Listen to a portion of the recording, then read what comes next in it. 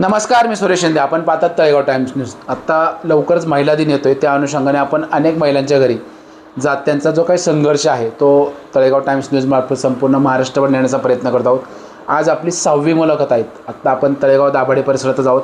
आपल्यासोबत अशा एक व्यक्ती आहेत ज्यांचा एक वेगळा संघर्ष आहे, प्लस त्यांनी वर्क फ्रॉम होम करत एक उद्योगामध्ये, एक व्यवसायामध्ये एक वेगळं नाव कमावलेलं आहे.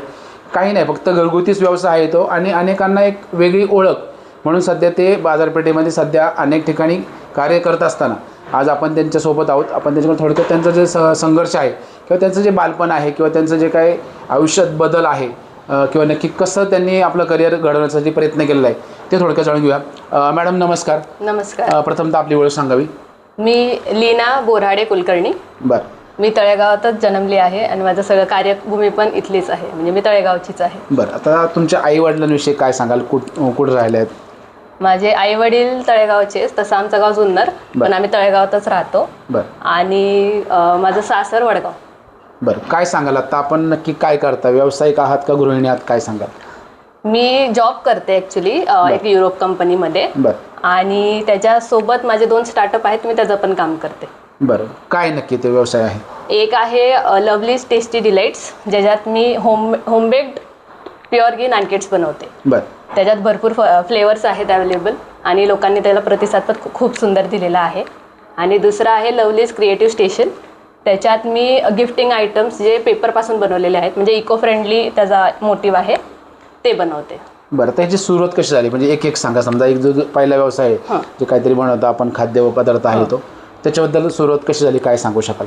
ॲक्च्युली माझं लवलीज क्रिएटिव्ह स्टेशन पहिलं सुरू झालं 2017मध्ये.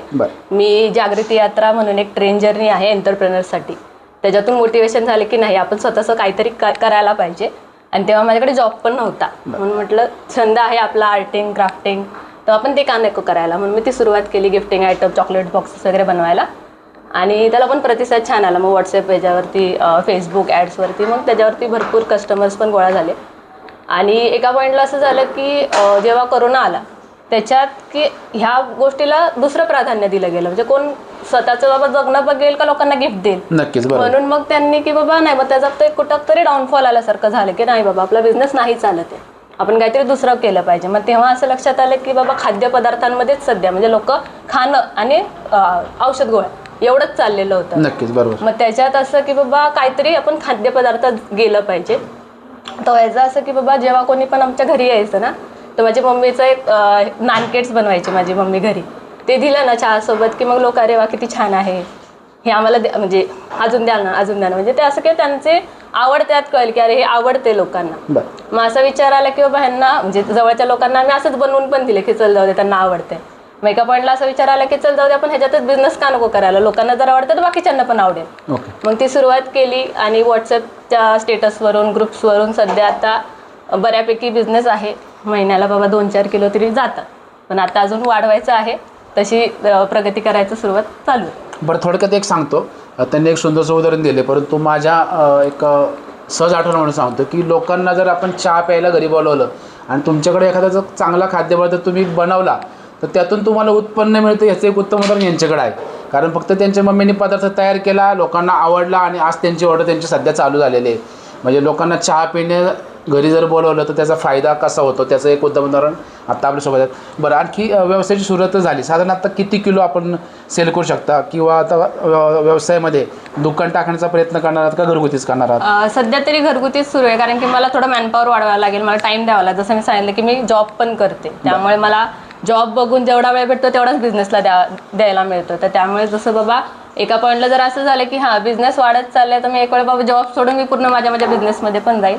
आहे ते फोरकास्टिंग, म्हणजे बिझनेस करायला पहिलं मार्केटिंग करायचं आहे मला, कारण की सध्या असं होतं की फक्त व्हॉट्सअप ग्रुप्स, फेसबुक त्याच्यावरून जास्त नेटवर्किंग होत नाही आहे. पण त्याचे थोडेसे अजून ऑप्शन शोधणं सुरू आहे, ते जर भेटले की मग मी अजून एक्सपांड करेन. मग त्याच्यात मॅनपॉवर पण होईल आणि लोकांना मग रोजगार पण देईल. बरं, आपल्या शिक्षणाबद्दल काय सांगाल? माध्यमिक प्राथमिक शिक्षण कुठं झालं? मी माउंट सेंट यांची स्टुडंट आहे. माझी 1ली ते 10वी कॉन्व्हेंट स्कूलमध्ये झाली. त्यानंतर मी डिप्लोमा केला इलेक्ट्रिकलमध्ये. माझ्या पप्पांची हौस होती की बाबा मी इंजिनियर व्हावं, म्हणून मग त्यांनी मला डिप्लोमाला टाकलं इलेक्ट्रिकल इंजिनिअरिंग. मग त्याच्यात असं होतं की MSCB फोरकास्ट केलं की MSCBमध्ये जॉब लागेल, पण नेमकं रिसेशन आल्यामुळे MSCBत काही झालं नाही. त्याच्यानंतर मी 1 वर्ष टाटा मोटर्समध्ये जॉब केला अप्रेंटिसशिप. नंतर परत डिग्री केली इलेक्ट्रिकलमध्येच AICSMS कॉलेजला पुण्यात. आणि त्याच्यानंतर जॉब शोधत होते, नाहीच लागला 3 वर्ष इलेक्ट्रिकलमध्येच जॉब शोधत होते, नाही भेटला. मग त्याच्यात पुढे जाऊन मग मी side by side external online MBA केलं आहे बिझनेस इंटरनॅशनल बिझनेसमध्ये. बरं माउंट सेंटच्या शाळेचे पण विद्यार्थी आहे. माउंट सेंट शाळा म्हटलं तर तळेगावच्या नागरिकांना असं वाटतं की कडक शाळा, शिस्तीची शाळा. साधारण आपण पहिली ते 10वी तिथं होता, एखादी शाळेतील आठवण आपल्याला सांगता येईल का? किंवा आता शाळेत मुख्याध्यापक कोण होते त्यावेळेस, टीचर कोण होत्या तुमच्या, किंवा एक कडूगोड आठवण की बाबा शाळेत असं काहीतरी घडलं होतं त्याच्यामुळं शिक्षा झाली? नाही, किंवा शिक्षा असं कधी नाही झाली, कारण तेव्हा मी 2011ची पासआउट आहे. आणि तेव्हा लिटरली असं होतं की शाळेत मराठी बोललं तरी आम्हाला नाही तर ब्लॅक बॅच भेटायचा. म्हणून असं एकदम भीतीने राहावं लागायचं की नाही तिथे, कारण की सगळ्या सिस्टर्स वगैरे असायच्या, तेव्हा टीचर्स जास्त नव्हत्या बाहेरच्या. कॅथलीन सिस्टर होती, टीचर्समध्ये नायडू मिस होत्या आमच्या, जे मॅथ्स शिकवायच्या. म्हणजे त्या आज आता रिटायर होणार आहे 2-3 वर्षात, मी जाईल त्यांच्या ह्याला आवर्जून. पण तेव्हा असं होतं की फक्त इंग्लिश. आणि त्यांचं असं एक न आवडणारी गोष्ट म्हणजे की ते मराठी सणांना कधी प्राधान्यच द्यायचे नाही, दिवाळी वगैरे कधी नाही. पण क्रिसमस खूप जोरात साजरी व्हायची तिथे, मग ते थोडंसं वाईट वाटायचं. पण आता त्याचं म्हणजे कळतं की बाबा त्याचा आपल्याला उपयोग होतो की आपण इंग्लिश शिकलोय, त्याच्यामुळे आपण कुठेतरी एका ठिकाणी पोहोचलोय. म्हणजे साहजिकच, म्हणजे शाळेला आपण त्यावेळेस आपल्याला वाटतं की शाळेत शिकवणे थोडंसं आपल्या कुठेतरी वाटत असतं की शिक्षक आपल्याला शिकवतात, परंतु तेच इंग्लिश आज तुमच्या उपयोगी पडलेलं आहे. बरं काय सांगाल पुढं काय कॉलेजमधल्या काय आठवणी? कॉलेजमध्ये डिप्लोमाला मी याला होते GPPला, गव्हर्नमेंट पॉलिटेक्निक पुणे. तर झालं असं होतं की मी लिटरली लहानपणापासून, म्हणजे जसं सांगितलं मी तळेगावचीच आहे, तर तळेगावातच म्हणजे सगळंच माझं तळेगावातच गेलं. त्यामुळे अचानक पुण्याला जायचं, ते पण लोकलनी, तो एक थोडासा असा घरच्यांना पण बाबा कशी जाईल कशी होईल. पण त्याच्याने एक स्वावलंबन म्हणतो ना आपण की नाही, आपण आपलं स्वतःचं सगळं करू शकतो, की आपण बाहेर पडलो तर आपल्याला कळतं लोक कशी आहेत, काय कसं आहे. कॉलेजला जाऊन येऊन असं व्हायचं की बाबा वेळेत पोचत नाही, मग टीचर्स ओरडतात, घरच्यांना पण धावपळ करायला लागते की सोडा वगैरे स्टेशनला. पुण्यातच आपण काय केलं? तळेगावात तर म्हणजे कॉलेज नाही तसं असं काय का? पुण्यात गेल्यानंतर चांगलं शिक्षण भेटतं? नाही, तेव्हा तेच तर सांगते की माझ्या पप्पांना मला इंजिनिअरिंगला टाकायचं होतं आणि MSc फोरकास्ट केल्यामुळे इलेक्ट्रिकलचंच फील्ड घ्यायचं होतं. आणि तेव्हा जवळपास नाही डायरेक्ट पुण्यातच होते कॉलेजेस. आणि आमची कास्ट ह्याच्यात म्हणजे आम्ही कास्टमध्ये असल्यामुळे आम्हाला गव्हर्नमेंटचा फायदा भेटला असता, म्हणून गव्हर्नमेंट पॉलिटेक्निकला टाकलं होतं. बरं, आपल्या कोणती कास्ट आहे? आपण माझं माहेरची म्हणजे SC कास्ट आहे आमची माहेरची, आणि आता ओपनमध्ये म्हणजे कुलकर्णी आमचं. आता वडिलांचं काय नाव आहे, आई वडिलांचं, आणि त्यांची काय ओळख आहे समाजामध्ये सध्या? ओके, माझे पप्पांचं नाव आहे अशोक नानाभाऊ बोराडे. त्यांचा म्हणजे आमचा सम्राट गादी कारखाना नावाने एक प्रसिद्ध गादी कारखाना आहे तळेगावात. आणि मम्मीचं नाव आहे राजश्री अशोक बोराडे. ती सध्या म्हणजे हाऊसवाईफच होती, पण तिने आम्हाला सगळ्या ह्याच्यात एकदम पुढाकार दिला असं सांगितलं. तिच्यामुळे माझा बिझनेस सुरू झाला आहे.